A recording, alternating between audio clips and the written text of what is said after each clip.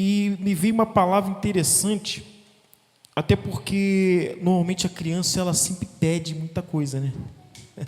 A criança está o tempo todo pedindo: pai, quero doce, pai, quero isso, pai, quero aquilo. E isso me fez pensar, às vezes, na nossa relação com Deus. E às vezes na nossa relação com Deus a gente só pede. Pede. Até o pastor uma vez ele falou, brincou, né, que tem pessoa que ela pede tanto que ela fica esfregando a Bíblia para ver se vai sair o gênio da lâmpada, para fazer 3 desejos. Mas é verdade. Às vezes a nossa relação com Deus está só de pedir. Todas as orações nossas é pedir. Só que eu queria que você refletisse nessa manhã numa seguinte pergunta: o que Deus quer de nós?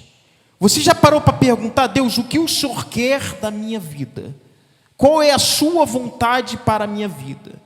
Aí eu separei um versículo aqui, se você puder abrir, vai aparecer aqui, ó, Deuteronômio 10, versículo 12, por favor.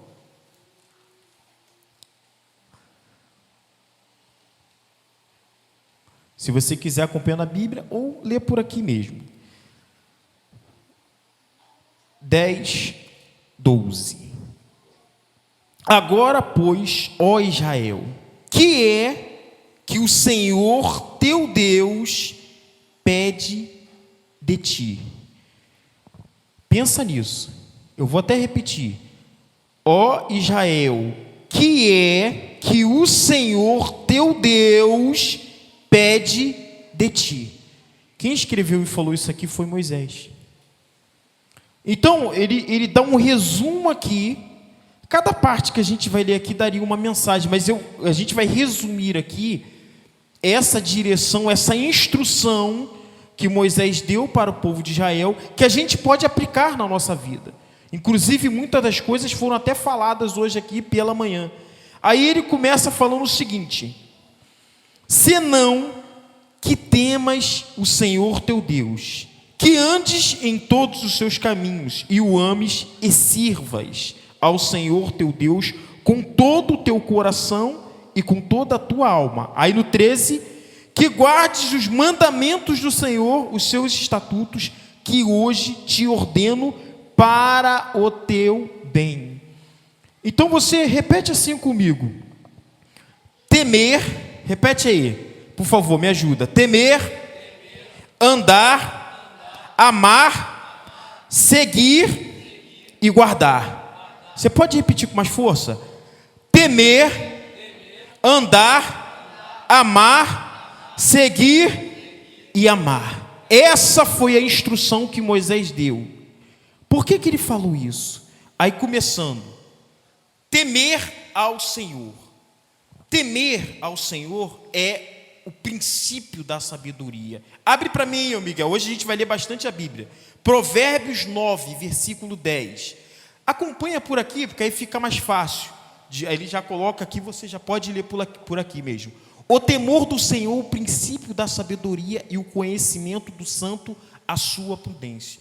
Eu sempre gosto de pegar algo do Velho Testamento e fazer um link no que Jesus falou a respeito desse assunto. Aí você vai lá no Novo Testamento, bota lá Lucas 12, versículo 5.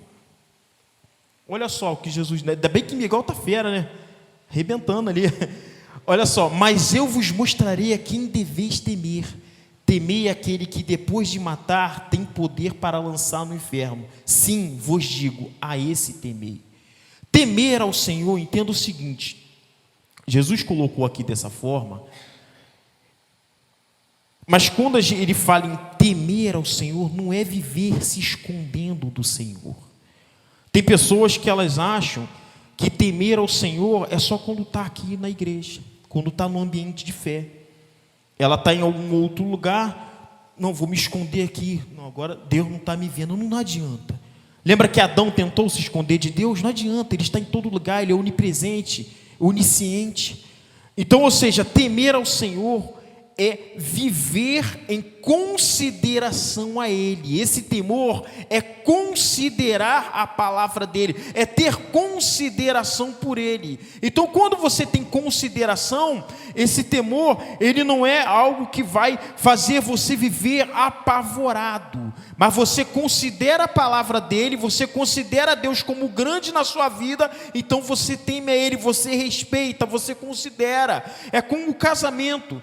Você está casado, a sua esposa, o seu marido, você tem a consideração por ele. Independente de onde você esteja, você considera ele. A gente usa uma aliança para mostrar que nós somos casados. E não importa se a aliança é de ouro, de prata, de bronze, e se você não está nem usando aliança. O importante é que você considera o seu marido e ela te considera. Então, temer é considerar, consideração, respeito. E aonde você estiver, o temor do Senhor está com você. Então, você entende isso e anda com sabedoria. Amém?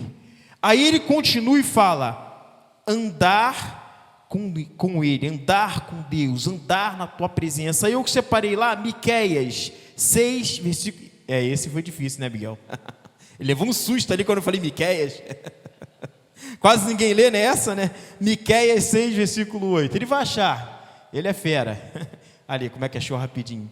E ele te declarou, ó homem, o que é que bom, e que é o que o Senhor pede de ti, senão que pratiques a justiça, ames a benignidade e andes humildemente com o teu Deus. Aí vamos linkar com o que Jesus disse. Mateus 7, 13. Olha só a instrução de Jesus: entrai pela porta estreita, porque larga é a porta e espaçoso o caminho que conduz à perdição, e muitos são os que entram por ela. Andar com Deus é escolha. Quando você anda, você está indo para algum caminho. Ninguém anda a esmo. Você está indo em alguma direção. Mesmo que você vá fazer caminhada, você tem que chegar a algum lugar. Só que aí, quando ele fala andar com Deus, ele trata de escolhas. Por qual caminho você andar? E Jesus, ele fala: o caminho largo é o caminho fácil. O caminho que nós devemos andar é o caminho estreito. Pastor Luan, ele faz uma caminhada junto com o presbítero Cleiton, e o pastor Tiago também. Eles falam que é a caminhada de fé, né? Então, aí. Então, essa caminhada, pensa o seguinte: eu vou sair para caminhar, imagina. Aí está lá aquela rua larga, não tem carro nenhum. Poxa, por aqui é mais fácil. Está largo, né? Só que quando você menos esperar, vem o carro e te atropela. O caminho estreito é o caminho que Deus chama a cada um de nós. Ser cristão, ser evangélico, andar com Ele, é abrir mão daquilo que é fácil. Quem falou para você que você ia vir à igreja e ia ter vida de facilidade, está pregando outro evangelho. A nossa vida com Deus é sempre de escolha daquilo que vai ser contra a nossa vontade, que vai matar a nossa carne, que vai matar os nossos desejos. Escolher andar com Deus é uma decisão pessoal. Você que decide, está na sua frente dois caminhos. Todos os dias, como Jesus disse, para cada dia basta o seu mal. Todo dia você vai ter que escolher ou o caminho largo ou o caminho estreito. Então ele continua aqui falando: anda com Deus. Aí, o próximo tópico, que esses dois estão ligados à nossa igreja, que é amar. Quem quer fazer a vontade de Deus, a vontade de Deus para a nossa vida é que a gente viva em amor. Aí ele fala, lá em Deuteronômio mesmo, 6, por favor. Deuteronômio 6, versículo 5. Amarás, pois, o Senhor teu Deus de todo o teu coração e de toda a tua alma e de todas as tuas forças. Agora Lucas 14. Vamos ver o que Jesus, a instrução de Jesus para esse tema. Lucas 14, 26. Perdão, não falei o versículo. Se alguém vier a mim e não aborreceu o seu pai e mãe e mulher e filhos e irmãos e ainda também a sua própria vida, não pode ser meu discípulo. Você vê como é que Jesus trata essa questão do amor? Amar a própria vida não pode. A sua vida está na mão dele. Tem que amar a Ele com todas as suas forças e todo o seu coração. Não adianta só falar que ama. Amar é praticar, é obedecer, é viver com Deus. Não adianta só falar que ama o próximo, tem que agir, tem que andar com Ele. E você vê que, como eu disse, a vontade dEle na nossa vida, normalmente vai ter mais não do que sim. Normalmente, se você for olhar, os 10 mandamentos, a maioria deles é não. Não matarás, não furtarás. Então você, na presença de Deus, você vai ouvir mais não do que sim. Como eu disse, não é fácil. Viver com Deus, andar com Ele, escolher ter uma vida com Deus, não vai ser uma vida de facilidade. Mas a glória dEle vai vir sobre a nossa vida, amém? Essa instrução que Ele está dando, daqui a pouco a gente vai falar para isso, você vai ver que no final vai ter algo maravilhoso para a sua vida. Então, não ame a sua própria vida. Tem gente que tudo na vida dela é para ela. Ela só quer mais. Ela só pensa nela. Ela é tudo meu. Não, busque em primeiro lugar o Senhor. Você vê que é tão forte isso que ele coloca até a esposa, até o marido. Você vê como é que... normalmente o Velho Testamento, o pessoal, poxa, no Velho Testamento era muita regra, era muito dura. Jesus, ele pega, ele simplifica a instrução, só que ele bota uma responsabilidade maior na nossa vida. Ele nos instrui uma responsabilidade maior na presença dele. Aí ele continua com servir. Josué 24:15. Servir. Deixa eu ver se eu acertei o versículo. Porque apareceu um negócio ali diferente. Deixa eu ver se é esse aqui mesmo. Ah, tá, perdão. É porque eu anotei só essa parte final aqui, ó. Porém eu e a minha casa serviremos ao Senhor. Aí bota em Mateus 20:26. Mateus 20:26. Não será assim entre vós, mas todo aquele que quiser entre vós fazer-se grande, seja o vosso serviçal. Você vê como é que Jesus ele explica as coisas de uma maneira mais correta. Quando a gente vê o Velho Testamento, a grandeza de Deus, a glória, ela é mostrada através dos reis, das grandes conquistas, de tudo aquilo que ele conquistava, o rei Davi, Salomão, né? As vitórias sobre os filisteus, sobre os inimigos. Mas quando Jesus vem e coloca aqui, ó, você quer ser grande? Seja o primeiro a servir. Quando você está aqui servindo, você está aplicando a fé, você está colocando o amor. Por isso que o amar, ele anda junto com o servir. Quando o amor de Deus ele está com você, não é uma dor você servir. A gente vê nos nossos obreiros aqui, diácono, missionário, cada um fazendo a sua parte com alegria, com disposição, porque o amor de Deus está com ele. Então servir é um prazer, e Deus se alegra disso. Quando a pessoa ela pega ali, ela monta a mesa, ela serve o outro, ela varre a igreja, tudo que a gente faz, Deus ele está olhando. E quer ser grande? Seja o primeiro a servir. E não só aqui na igreja, na sua casa, no seu trabalho. Faça isso um modo de vida, faça disso uma prática de fé, servir ao próximo. Quando você ajuda, quando você convida, quando você chama para a presença de Deus, você está servindo, você está fazendo a vontade dEle. Então, aí ele continua aqui, para a gente finalizar, os 5, né?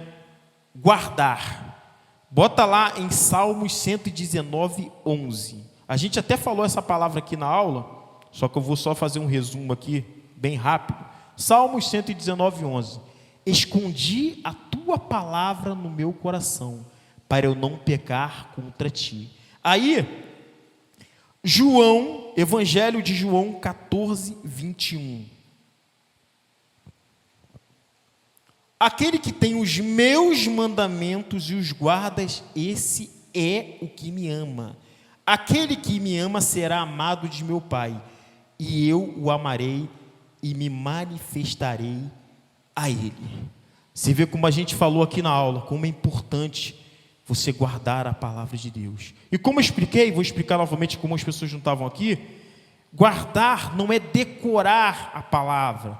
Você pode ter todos os versículos na sua mente, mas guardar é aplicar, é praticar. Você pode ter uma pessoa analfabeta, que ela nunca, não consegue nem ler a Bíblia, mas às vezes ela guarda a palavra, ela entendeu o obedecer, ela entendeu andar com Deus, então ela guarda a palavra e ela vive com Deus.